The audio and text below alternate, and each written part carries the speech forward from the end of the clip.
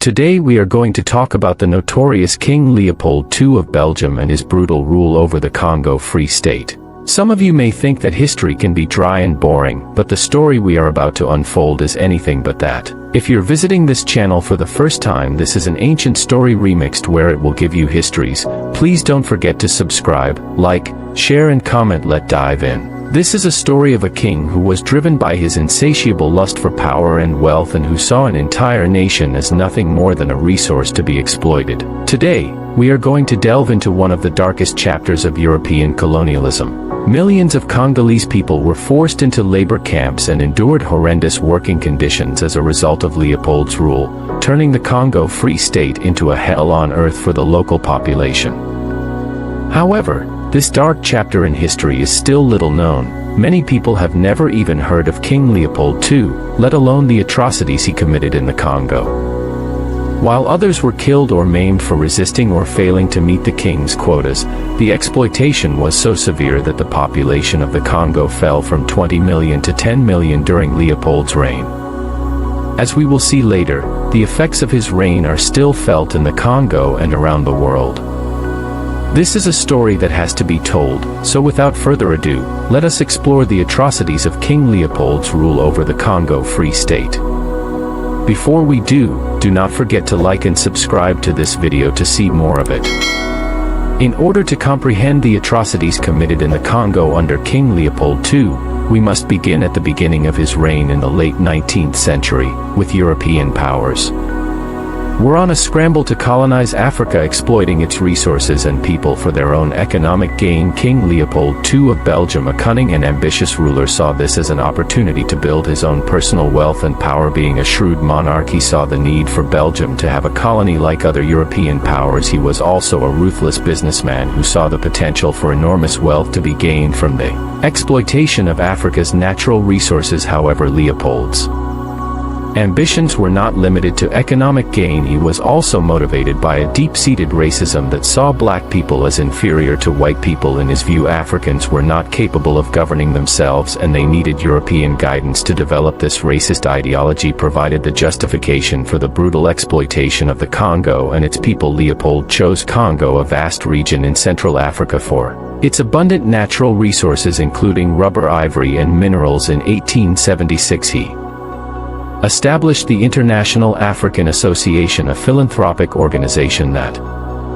aimed to promote scientific research and humanitarianism in Africa. He claimed that his mission in the Congo was to bring civilization and Christianity to the people of Africa. However, his true motives were purely economic. He aimed to use the organization to facilitate his plans for colonial expansion in Congo. In 1879, Leopold hired the explorer Henry Morton Stanley to undertake a mission to the Congo River Basin with the aim of establishing Belgian control over the region. He hired Stanley to explore and map the Congo. Stanley would go on to sign treaties with several local chiefs claiming to establish trade agreements and alliances, but in reality these treaties gave Leopold control over the land and its resources. Stanley was successful in his mission and Leopold used the information he gathered to establish a colony in 1885.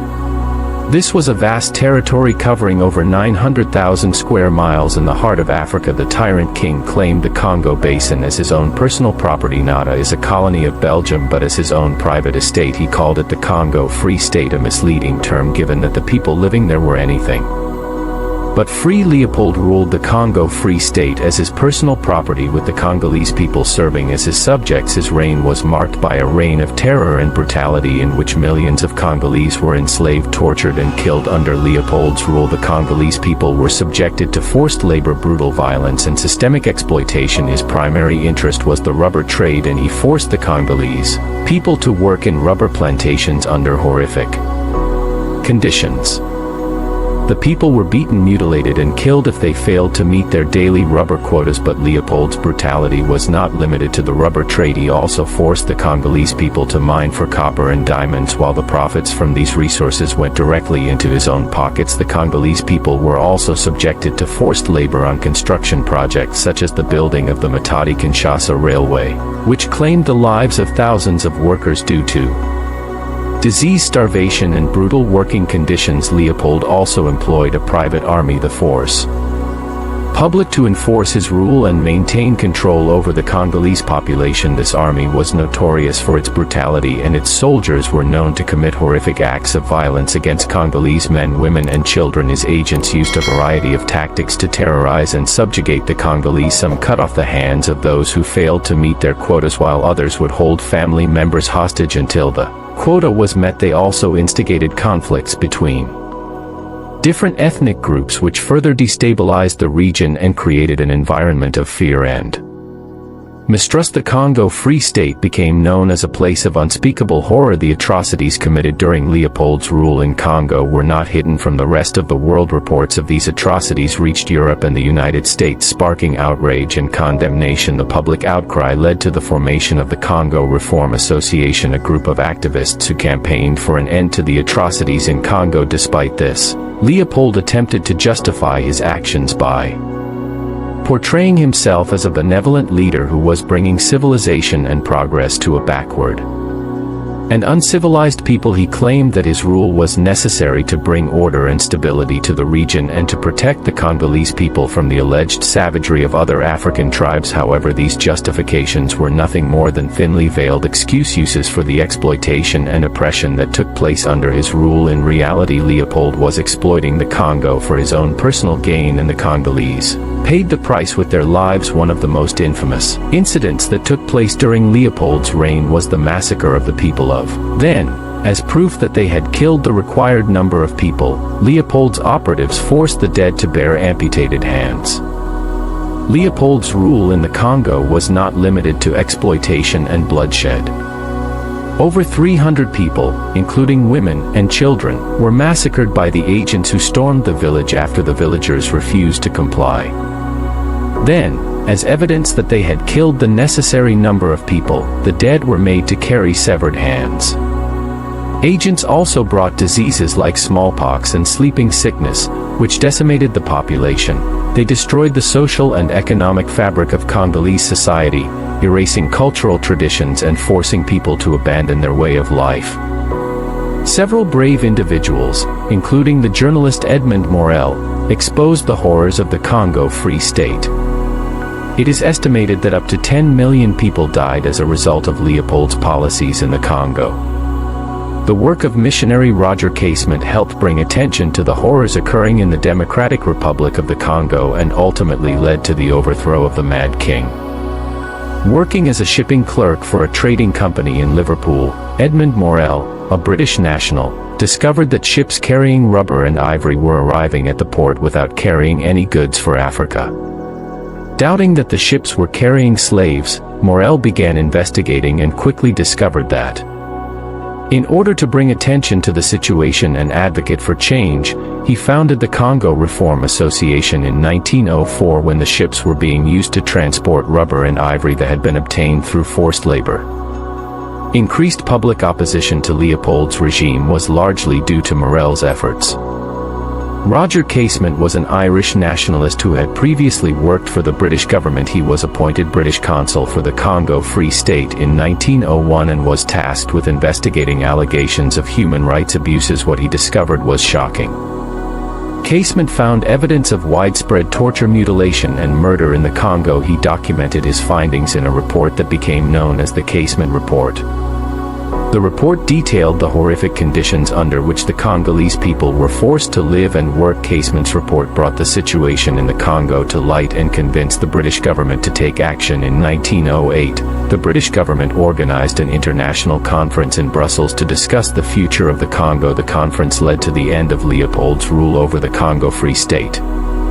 His reign over the Congo came to an end in 1908, when Belgium took over the administration of the colony, partly in response to the global outrage caused by the revelations of atrocities. However, the Congolese people continued to suffer under Belgian colonial rule, and it was not until the mid-20th century that they were finally able to gain independence to bring freedom to the Congo. Congolese activists fought against slavery and oppression of their people. One of the most prominent of these activists was Simon Kimbangu, a Congolese Christian preacher who founded Kimbangu, the founder of the Kimbanguist Church in the early 20th century, preached against the mistreatment of the Congolese people. The colonial authorities had him arrested and imprisoned, where he passed away in 1951. Patrice Lumumba, who guided the nation toward independence from Belgium in 1960, is another significant figure in Congolese history. As the Congo's first prime minister after independence, Lumumba, a well-known anti-colonialist, was selected. Even though Lumumba was only in office for a few months, his leadership was not long-lasting as he was removed in a coup d'état shortly after. Lumumba's legacy, known for his role in the Congo's independence from colonial rule and his hero status throughout Africa, Lumumba is still held in high regard as a leader who fought for the rights of his people.